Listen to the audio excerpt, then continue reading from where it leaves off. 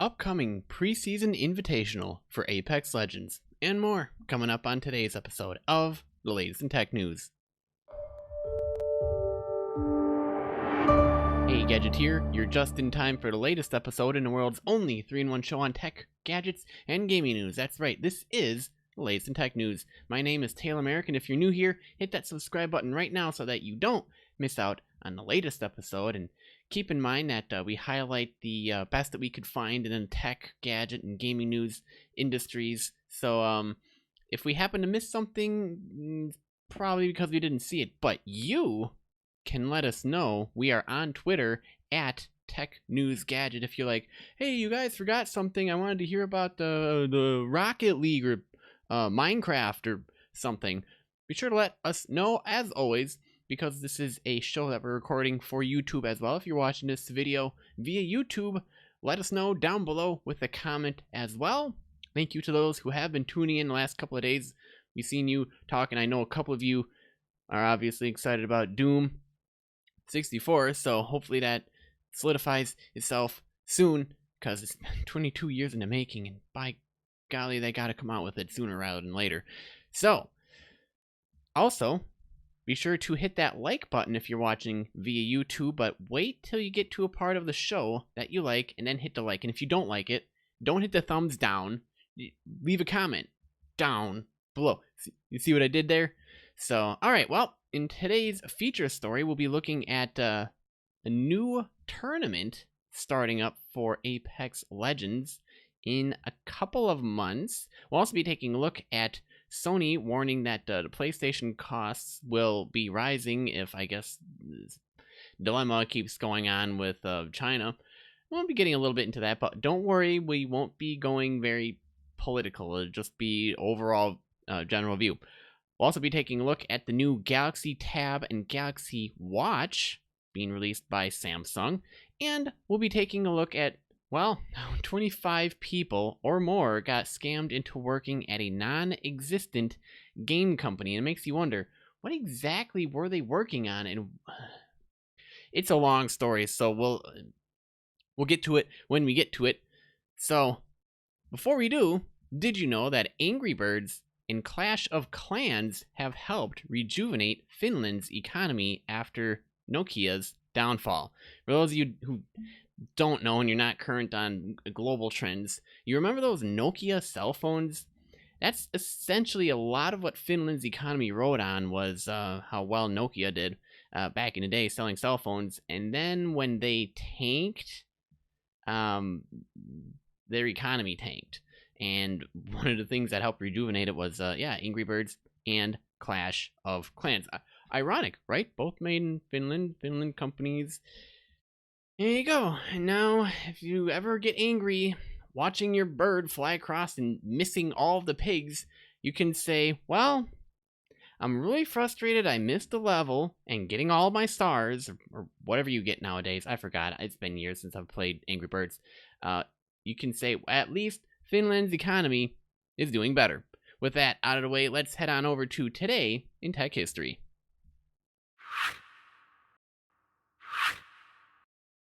Alright, today is July 30th, 2019, and on this day in 1889, the ionoscope inventor Vladimir Zworykin was born in Russia. And I probably murdered that name. I'm not Russian, so I can't pronounce it right. I'm part German, part Polish, so yeah, I'm still learning. After emigrating to Pittsburgh, he took a job at Westinghouse Electric Corp, where in 1923 he filed a patent for the iconoscope, the first television transmission tube and the technology that was to become of interest to early computer designers. With a later invention, the Kinescope, one of them, he was able to create the first all-electric television system. He took the technology to RCA in 1929, where he continued his work and earned the title the father of television. And in case you didn't know, well, he was born on this day. So, also on this day, in 1979, Apple begins work on the Lisa, which would become the world's first commercial computer with a graphical user interface known as a GUI. Originally intended to sell for $2,000, and ship in 1981, the Lisa is delayed until 1983 and sells for a whopping $10,000, and that was in 1983. Utilizing technology that is ahead of its time, the high cost, relative lack of software, and some hardware reliability issues ultimately sunk what was perceived to be success of the Lisa. However, much of the technology introduced by the Lisa influenced the development of the Macintosh, as well as other future computer and operating system designs. So, I guess even if there was downfall in that, the upside is, well, the Lisa at least started the Macintosh and a bunch of other stuff. So, with that out of the way, let's head on over to today's feature story. Speaking of feature stories, oh man, you know Apex Legends, that game that at the beginning of this year knocked Fortnite and League of Legends out of like the running for number 1 and number 2 most streamed on Twitch. Yeah, it was crazy, but deliberate and planned and marketed and executed brilliantly. Apex Legends is still the youngest cat to the club, but the Preseason Invitational will be boasting a $500,000 prize pool. Keep in mind, they just launched not too long ago, but in internet years, eons ago, we're still memeing about cats, so give it a break, everybody. Anyways, EA and Respawn are stepping up their esports ambitions for Apex Legends. They've announced a preseason invitational that will represent the largest volume of talent amassed for a competitive Apex Legends event with 80 teams of 3, roughly 240 people. You thought the Fortnite 550 team 100 people screen for the World Cup was crazy. Imagine 240 people competing for a $500,000 prize pool. The event takes place in Krakow, Poland between September 13th and 15th and will use a double elimination format where teams have a shot at redemption until the final 20 teams strive for the top prize. Now, as the name implies, teams have to apply to enter this tournament. This is primarily meant for seasoned pros rather than everyday players looking for a shot at glory. Now, the award still pales in comparison to what the biggest Fortnite tournaments can offer. Remember, the World Cup, we just covered that yesterday. Booga won $3 million US in 2016. However, Apex Legends is also a considerably younger game that hasn't had the luxury of becoming a cultural phenomenon, mainly because it wasn't mentioned in Endgame. Who knows? $500,000 still is a lot of money at stake for a title like this. So, for those of you who have been, does this make you maybe seem a little bit interested in wanting to join back in and playing Apex Legends? I don't know why. If I were to sit here and think about it, as much as I like Fortnite for the cartoony graphics and everything that goes along with it, and kind of culturally how it is at this point, and the amount of time that I personally have sunk into the game, I'm quite comfortable at Fortnite. But if you were to say, okay, pick between the two, and I'd pose this question to you guys, let me know your answer down in the comments. I'll answer it for myself first. If you were to pick between the two, Call of Duty, Blackout, or Apex Legends, which would you pick? Leave your comments down below. My pick would be Apex Legends. Why? It is so simple.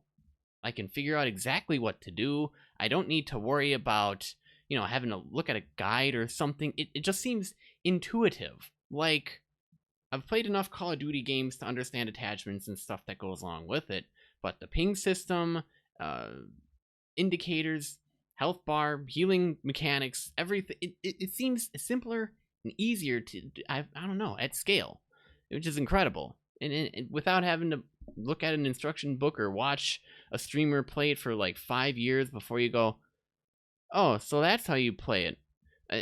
That's just me personally, and by 5 years, I meant internet time, so, see, I use a reverse psychology. I got you if you weren't paying attention, so let me know your thoughts down in the comment section below. Also, let me know if you're excited, if you'll be tuning in for the Preseason Invitational. Hopefully, that'll be streamed. We'll find out. It will be held September 13th to the 15th, and we shall see who can be crowned the champion, at least for the Preseason Invitational. With that out of the way, let's head on over to the next story we got lined up. Alright, so gadget news.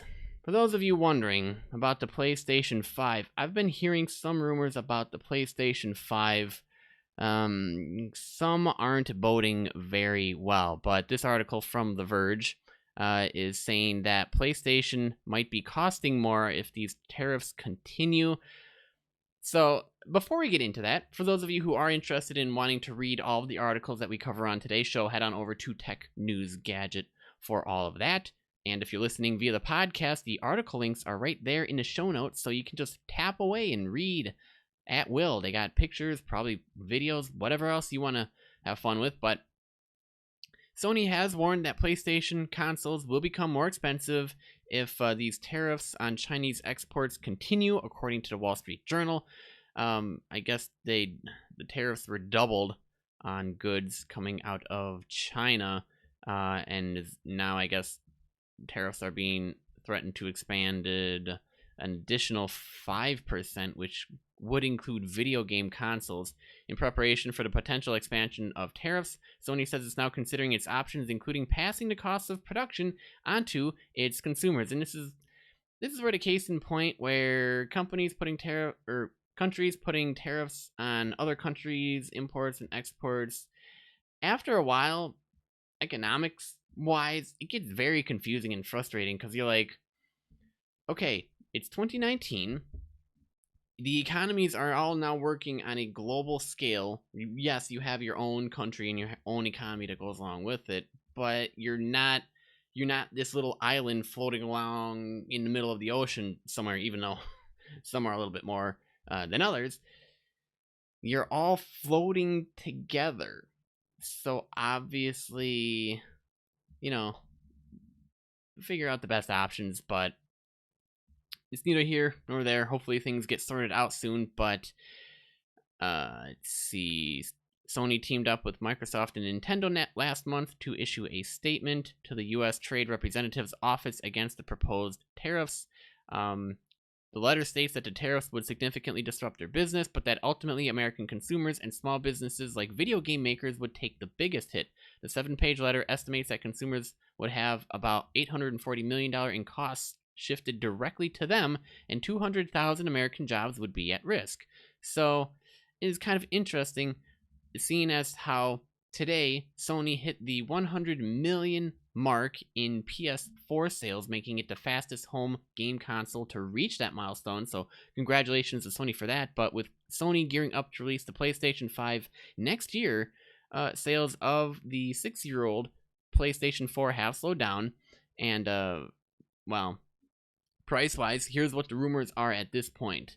I guess it hasn't been unveiled here yet, but I guess in some marketing materials in some European countries, it's been shown that the PlayStation 5 pricing-wise, could change at launch and is still somewhat flexible, but I know you're like, well, just get to it. I'm trying to be careful about how I describe it. What they're essentially saying is the retail price for the PlayStation 5 could be around $1,000. And I know, you're just like, PlayStation 5, $1,000? Dude, I don't pay more than $250, $350, $450, $500's kind of pushing it on a PlayStation or video game console system. What's going on here? Well, see, this is kind of indirectly the problems that come because of tariffs and other countries trying to control other countries' imports and exports. If you're interested in learning more about tariffs and economies, feel free to research more about how economies work and economics. I'm sure it'll help open up your eyes to a lot more stuff and probably to some questions that you have. But tentatively, the PlayStation 5 would have been sitting in a comfortable $500 range. That's not to say that it might not wind up still being there, but seeing as how in the European country that I saw the news on, if it's around $1,000, it might be pushing it for a premium console system. Hopefully not. Let me know your thoughts. Are you comfortable paying $1,000 for a PlayStation 5? I don't know if I would. I mean, unless somebody wanted to, just gift me a PlayStation 5 or gift me like $500, because I think $500 would be comfortable for me paying it. 600 would be pushing it, but it'd be okay so long as the specs are on par with it, and it's a system that would last for the foreseeable future as like the standard and what other companies would be working towards. But we shall find out. Hopefully it'll resolve itself soon, but just wanted to let you guys know. And now that you're informed, let's head on over to the next article we got lined up. Alright, so did you know that Microsoft might be making Windows 10 Pro the operating system of choice for PC enthusiasts, not just IT admins? I know all you ITs out there are all like, oh yeah, I love the Windows 10 Pro, it's gonna be great, dude, man, totally, dude. Well, Windows is going, hey, you know those open source operating systems? Yeah, oh, we want your market, so all your base is belong to us, and you're all going to have to deal with it. So let's read this article. It comes to us from PC World, and yes, we do have video that goes along with this show. In case you're wondering, head on over to youtube.com/TechNewsGadget. Hit that subscribe button. You can get the videos delivered right to you on a daily. Now, with the rumors of Windows 10 Home Ultra quashed, there's still no version of Windows specifically designed for the PC enthusiast. The introduction of Windows Sandbox suggests that there finally could be, dubbed Windows 10 Pro. Now, Windows 10 Pro has historically filled a gap between Windows 10 Enterprise and Windows 10 Home, but it's offered features prized far more by IT admins than home users. Among the very few reasons why an individual PC user would want to buy Windows 10 Pro, chief among them is its flexibility in accommodating Windows 10 features and security updates. But BitLocker, remote desktop connection, even enthusiasts rarely take advantage of these supposed cool features and upgrades. But we think Microsoft is leaving money on the table. The company could probably convince enthusiasts to pay the $200 it charges for a standalone copy of Windows 10 Pro or the $99 upgrade fee from Windows 10 Home if the OS had more features these pro-level users craved. And the first killer app may have finally appeared, called Windows Sandbox, a virtual Windows within Windows that's quietly receiving some solid reviews. Now, they do have a Windows Sandbox tutorial here for demonstration. Sandbox allows you to carve out a chunk of your PC's OS environment for testing apps and websites without any concern about malware. Critically, both Sandbox and a WDAG browser within Windows 10 depend upon virtualization, a technology only available in Windows 10 Pro, not Home. If Sandbox makes enthusiasts think seriously about Windows 10 Pro, what if Microsoft began contributing other virtualization-dependent technologies it already has? Here's what at least PC World would add to that feature: App V, app streaming, UEV's replication of your PC's preferences onto a new machine, VPN-like services, and more. Now, they go on to explain what these additional features are and how they could be applied to Windows 10 Pro. Might be hypothetical add-ons, but if you want to beef up Windows 10 Pro as well as Microsoft's bottom line, this might be a pretty good opportunity and one worth looking into. So, I'm not going to read the full article, but the article will be linked in the show notes for you to read at your reading pleasure.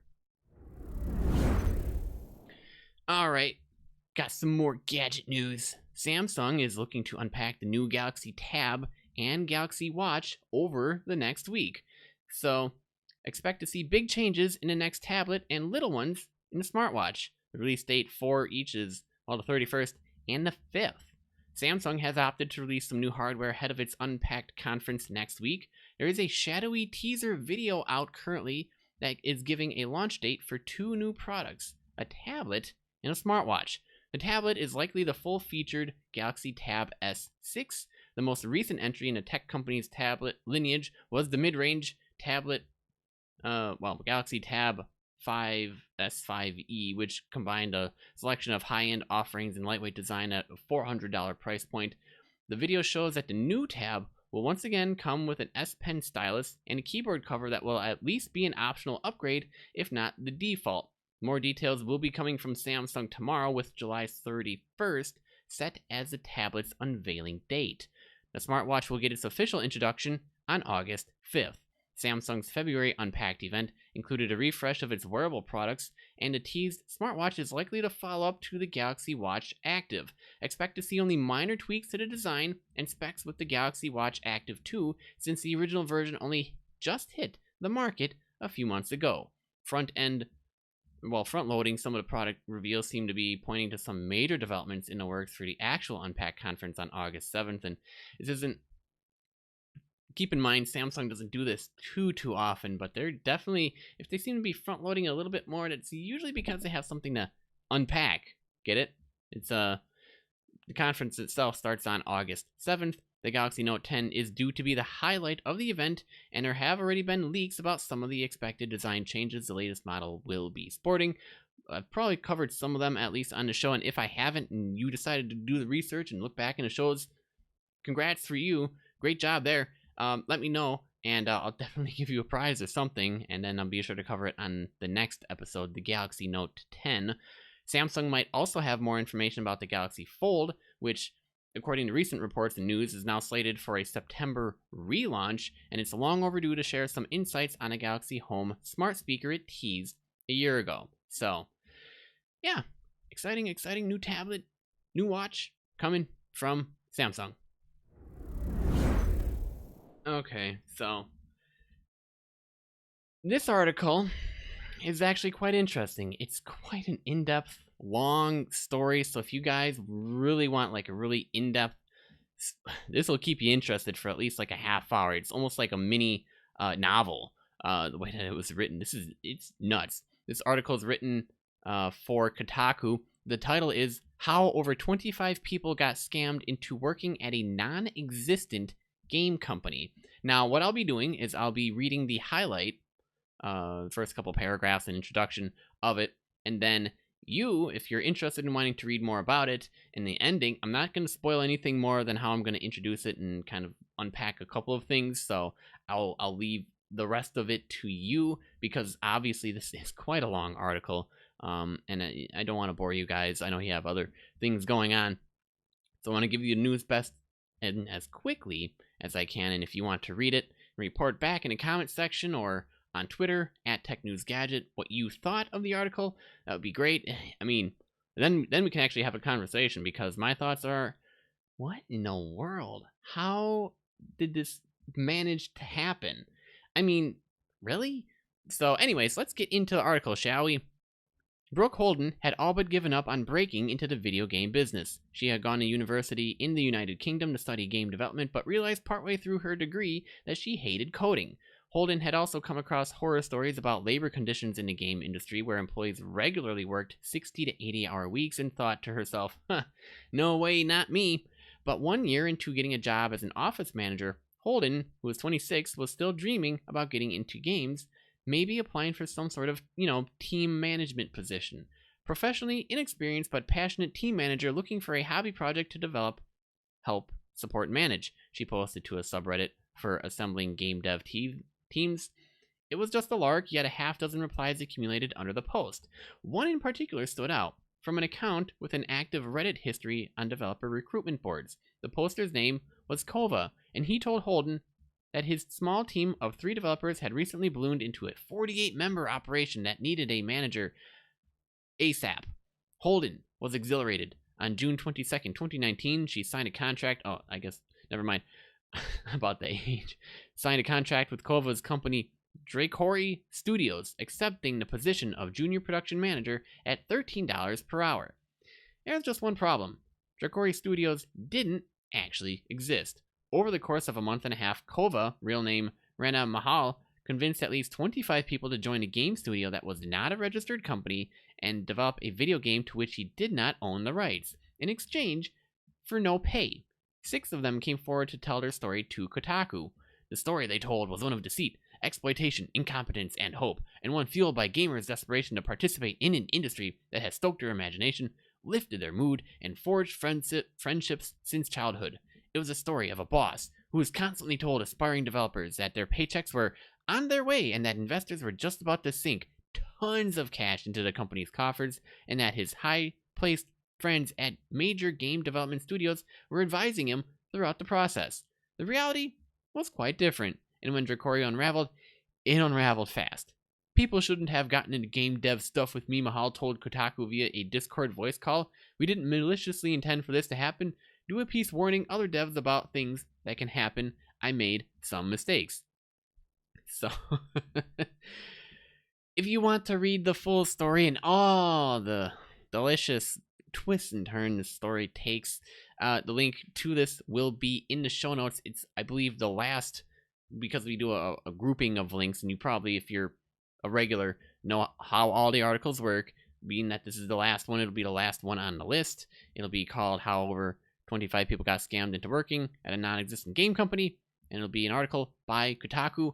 Take a look. Let me know your thoughts down in the comments section.